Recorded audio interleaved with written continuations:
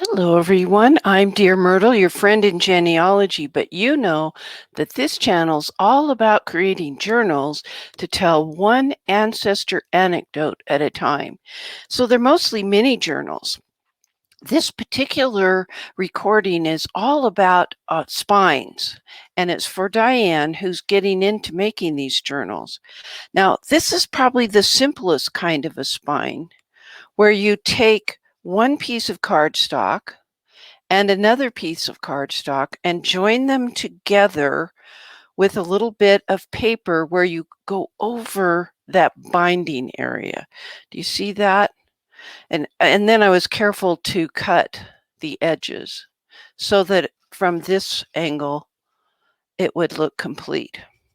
And this only required 2 pieces of cardstock, 1, 2, and another piece of paper, crafting paper, that went across that spine to give it some more strength. All right, that's one plan. And here is a bigger take on that, where we actually have a flip, 2 flips with 2 spines. This happens to be a belly band where you can stick things in. And although this is a pocket, it's the same principle. Let's look at the back very closely. Do you see that before I put down this paper to decorate the back side of this double flip, I took this cardstock and extended it over the spine area and then covered it. You can just barely see that right there, to hold that spine in place. Now, what's underneath this, probably you can tell. This is made from 2 business size envelopes. Here's the first envelope, and you just basically wallpaper the envelope. And then this is another one where you've cut 4 or 3.5 inches rather, and 3.5 inches, so you only have a little strip in the middle that you're not using of that second business size envelope.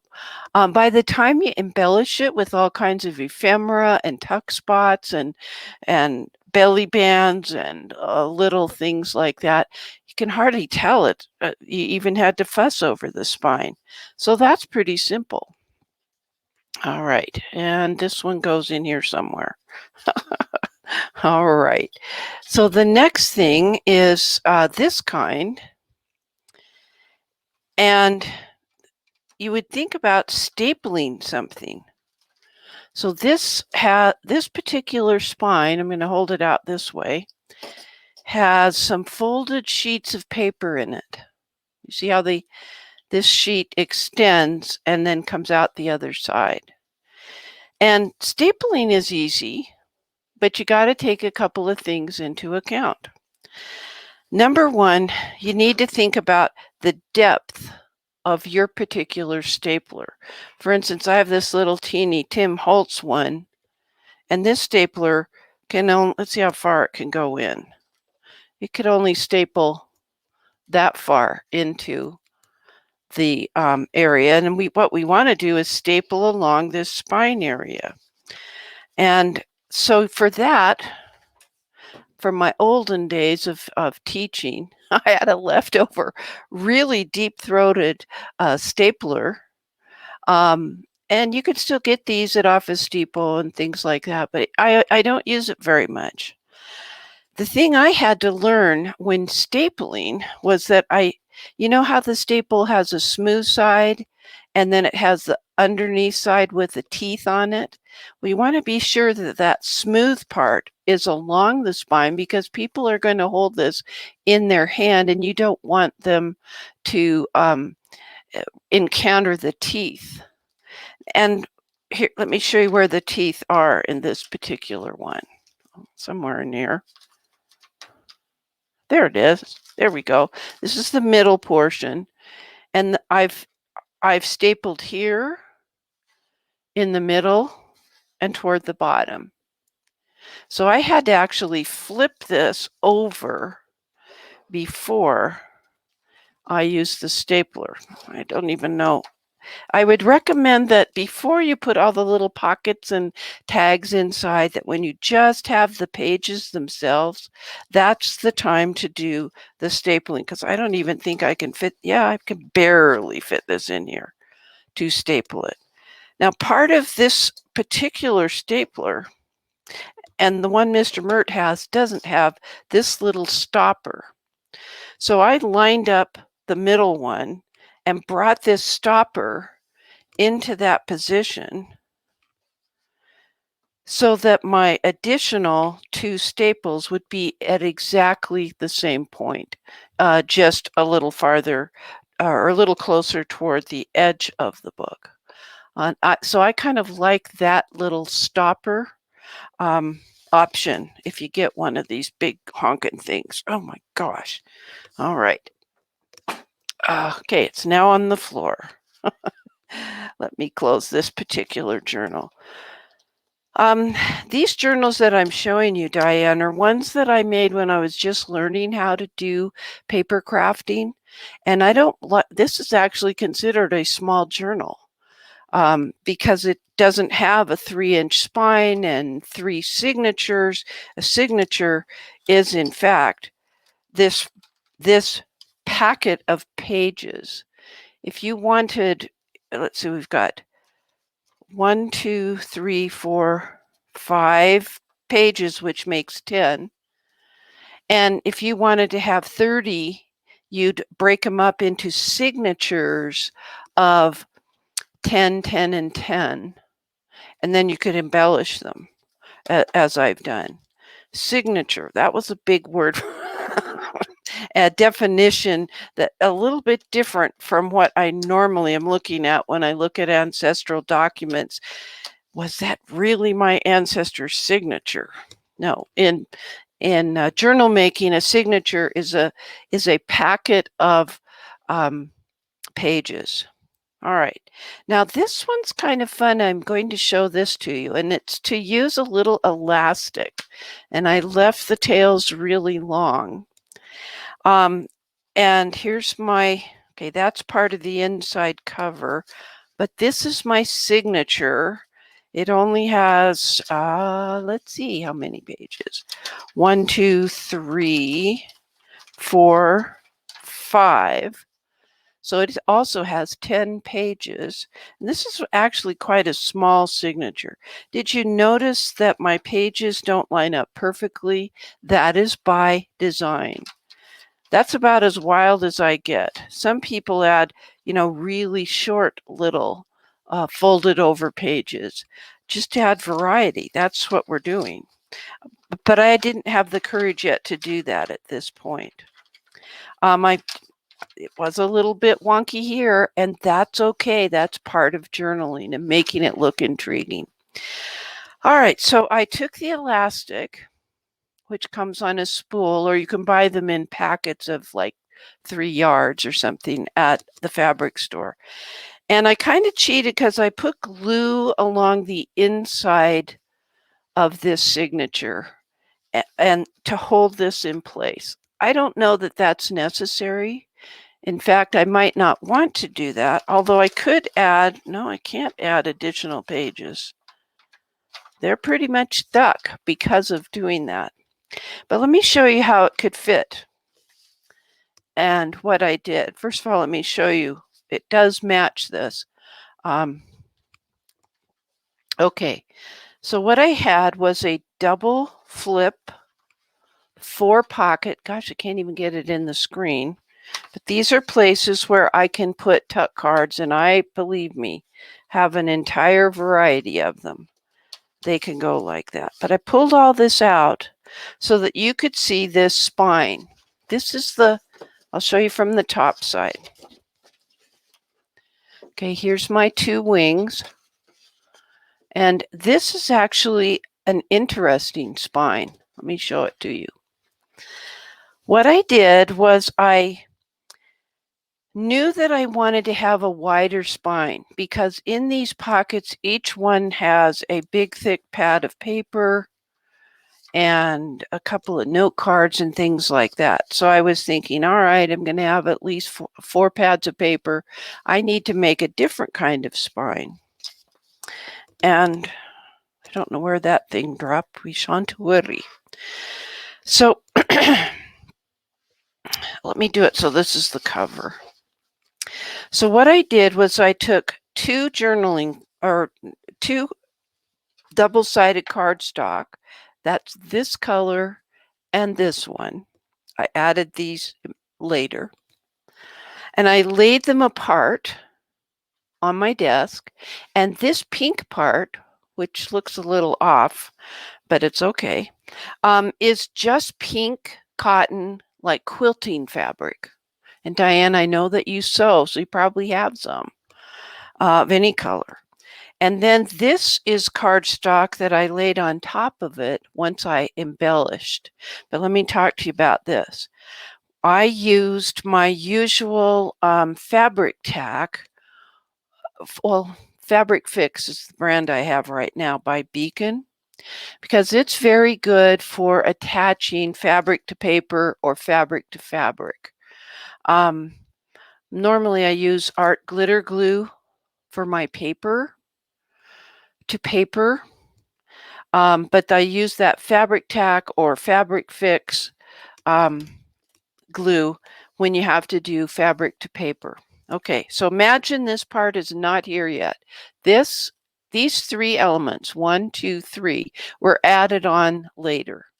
So I had these two pieces far enough apart so I could just put this pink fabric on each edge of it. And same thing on the inside. Went all the way up. I can't see where I joined it. Oh, I guess at the top. All right.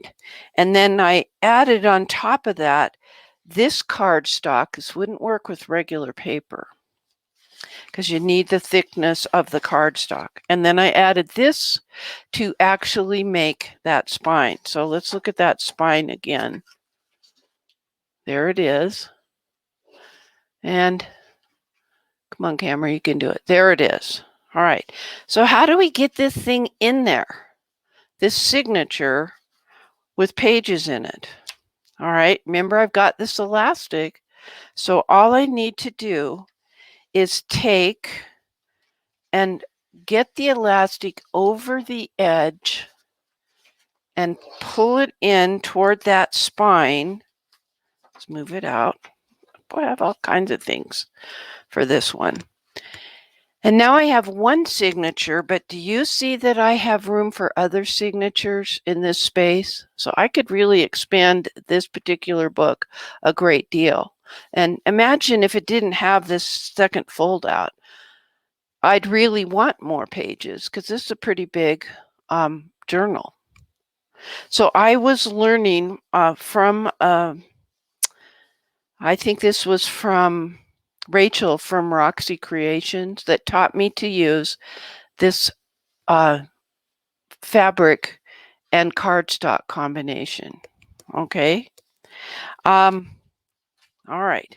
So that's another kind of a spine. Now this kind of spine is different. I knew that I wanted a thick spine, and again, I just tried this. I don't know if I'm ever, I'll probably make a journal out of it eventually, but that's how thick the spine is.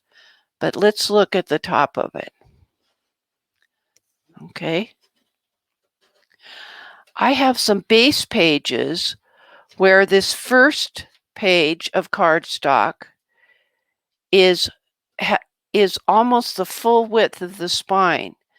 This second folded bit of cardstock is in about 1/4 of an inch or so. And this third bit, do you see how it has a spine of maybe 1/2 inch? All right. Now the concept here is these don't have to be decorative bases. They might be. I could easily take, it doesn't match, but you get the point. I could easily take this and make it a flip, attach it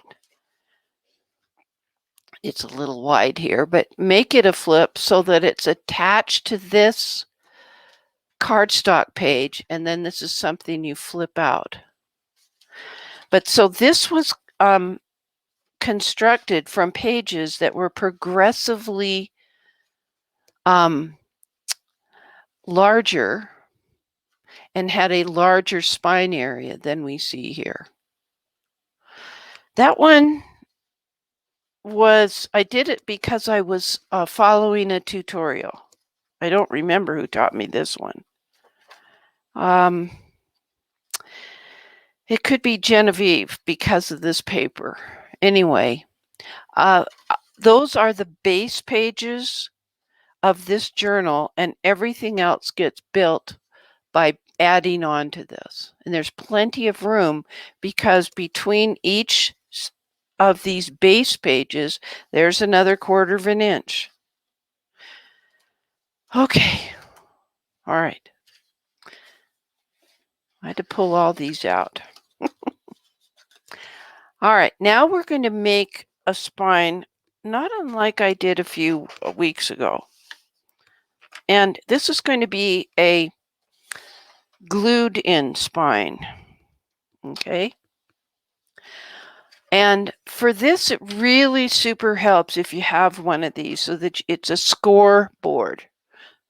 Not like Michael Daniels would have for baseball. And it has markings every 1/2 inch, 1/4 inch, 1/8 of an inch, going all the way across. What we're going to do is take some cardstock, and we are going to mark it every 1/2 an inch. Okay, and there's 1 inch, there's 1 1/2 inches, there's 2 inches, there's 2 1/2 inches, there's 3 inches, there's 3 1/2 inches, sort of. I skipped over a line. Let's get this correct because it makes a difference. Okay, and then basically what you do, and I'm not going all the way across, is you make a fan like we did in 3rd grade. I had Miss Ann Berg for my 3rd grade teacher, and then I had her again for my 4th grade teacher. But remember when we made a fan, we just took paper and folded it every which way, and this happens to be an actual index card. So we make a fan-shaped arrangement here, okay? And there's been some discussion, and I remember this from Gayle, and I'm going to link the YouTube channels of my inspiration journal makers. So what you have are mountains that stick up and valleys that are going down. And what you have to do is, we have to start this way. And we're going to need one more, is you glue the mountains together, the sides of the mountain. And let's get my, this is paper, so we can use my glitter glue. Okay, and it's coming out. So you glue the mountain sides together. Takes a second, a little more than a second. And now, we'll just take the example of this first one. The beginning and end has to be flat against your surface. And the mountain part is where you take something and attach it. And so I'm going to use the example of a card. It's folded, and all we have to do is fit each side of the card over one on each side of that mountain. Okay. And we would glue it in place. Now, obviously, these are very different in height. You would want the mountain valley thing to be about the same length, not quite, as whatever paper folded over you're planning to attach to it. In this case, I'm just using an example of a card. All right. And you would glue one side to the card or cardstock or page to make your base. And we'll glue that in. Okay. And I don't mind sacrificing this card because this is a good thing to have all this in one. Okay. I was ready to just glue this, but because we have all this surface, we also need to put all the glue there. So I would have done that close to the edge on one and filling in so that this becomes one cohesive base page. Okay. And this part, the flat part that's against the surface of my workspace here, is what stays flat and will eventually be glued into the spine of your cover. Okay. All right. That's obviously a little more complicated. And there's one more I want to show you. Let me put the cap on my glue. That's mission critical. Okay. When we talk about sewn in bindings, sewing into the spine, we can talk about any kind of thread that you might elect to use. And I initially just bought this ordinary crochet thread from Walmart. And when it wasn't the right color, I just used my inker to make it brown or turquoise or whatever I needed. But I've since given those away, so I can't show you. This is a little bit thick. What I tend to use is this one. It's, let me give you, it's Opera 50 gauge by Coates & Clark, and this was also at Wally World, so you don't have to go to an expensive place. I have used Butcher's twine, but I don't like the wax covered twine. It's too hard for my hands to do this. All right, so this is our goal, to use this. And let me pull the rest of this up. I just made a tiny little fake mini journal, but I'll probably actually use it. Now I'm bringing this spongy surface up because I'm going to be using either an awl, or what I kind of prefer is this screw punch. I keep it in this plastic case. It's Japanese. I got it from Wajimaya in Seattle, in downtown Seattle. Well, the south side of downtown. But you can also get it from Amazon. And it works with there's kind of a little, I don't know, shock absorber, whatever that part is. I kind of like that. I think today, though, I'll just use an awl. Oh, here's my baker's twine. Yeah, okay. So we'll remove some of the embellishments that I think are going to work in this journal. Here's my journal cover. It's just folded over one piece of paper on cardstock. And then I folded over the edges and then put this other matching piece of paper to cover up the cardstock that was exposed and all the edges from folding over. So what you do, and I'm going to use a marker so that it's bigger and you can see it, is you've got your fold, and you definitely want to use a bone tool here to make that a pretty good fold on the inside. There's a little ripple, but that's okay. So I go about an inch and mark, and an inch and mark, and then I just eyeball it for the middle. But if you're bonkers for getting it perfect, There's a Tim Holtz ruler that helps because in addition to the 1, 2, 3, 4, 5 going up this side, there's a 0. So I'm getting my 3 and my 3 pretty much lined up to find out where that middle is. It's right there. So I'm going to put a little, so I've got 3 target holes. Now before I actually punch those holes, I'm going to take my signature, which is just 1 page, and I'm going to mark where I'm going to be punching and match it up. Okay. Now what usually happens is you have a big thick journal and you use your awl or your Japanese screw punch first in the cover. Sometimes the covers can be really thick because you've actually taken an old, oh, that worked perfectly.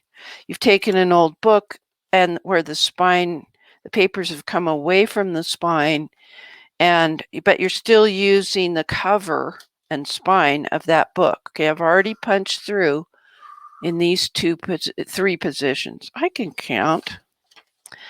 Okay, so now I need to punch through the signature, which could have many more pages, but this is just a mini journal. Punch, punch, punch. Okay. Now I line these up and I take my thread, I don't knot the end of it. And it's usually 3 times, but I always do 4 times this length to figure out how much of this to use. And I have way too much.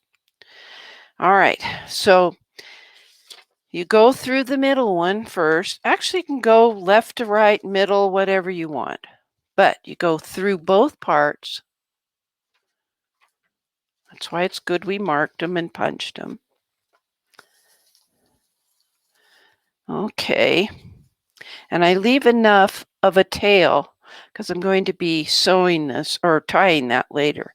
Now I flip over and I go through the next hole and catch both. Okay.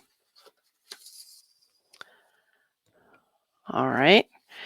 Go back down through the middle. And I didn't get the right spot on the spine. I did on the paper, but not the spine. It's okay.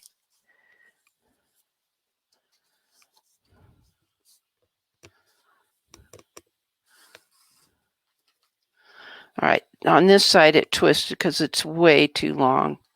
And that was my fault for not correcting that cut. All right. Now I'm going to go through this part of the spine and hope that it lined up. Yeah. Pull it through. And then, man, this is now very short. Okay. Let's cut this.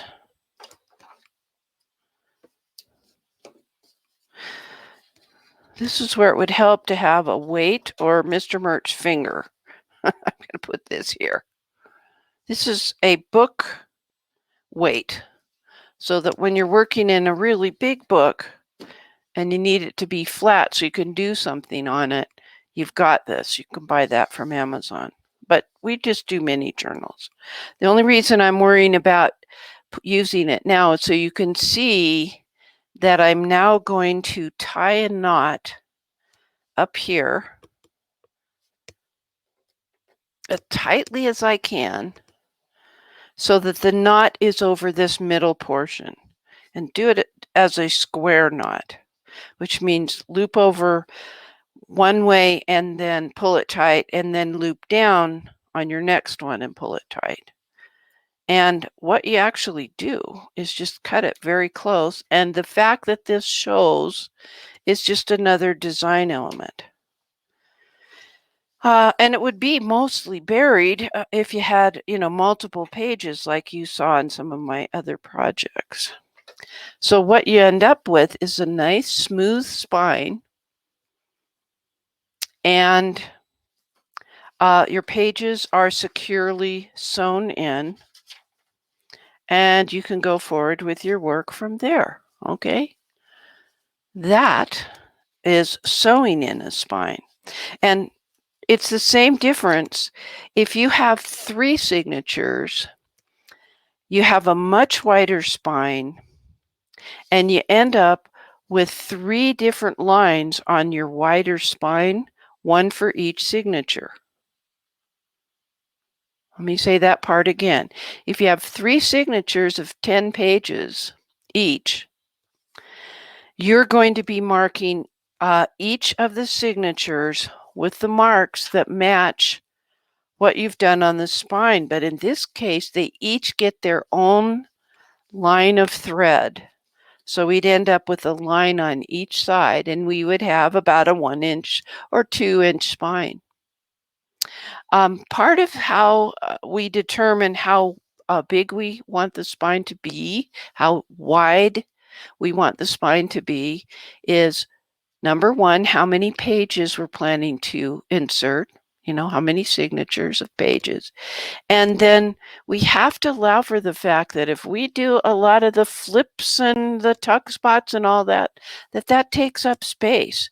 I mean, there is a thickness to this if I were to insert it in here as a flip, right? There's a thickness here. So that's going to make this spine that I have too narrow. And so this side of my book will be open more. That's why we sometimes have things to wrap around and tie on the side. And everything is okay. There's no right or wrong. In fact, I just noticed I put these pages in upside down. I had one job to do. But it's okay, because by the time I embellish this page or write a story and put a picture of great grandma right here, it'll be okay. You won't notice that I sewed it in upside down. I should have rotated it. Anyway, so now you've had a little bit of a tutorial on the different kind of bindings that you might use when crafting journals. Nothing left to say but happy family tree climbing, everybody, and journaling. That's a wrap.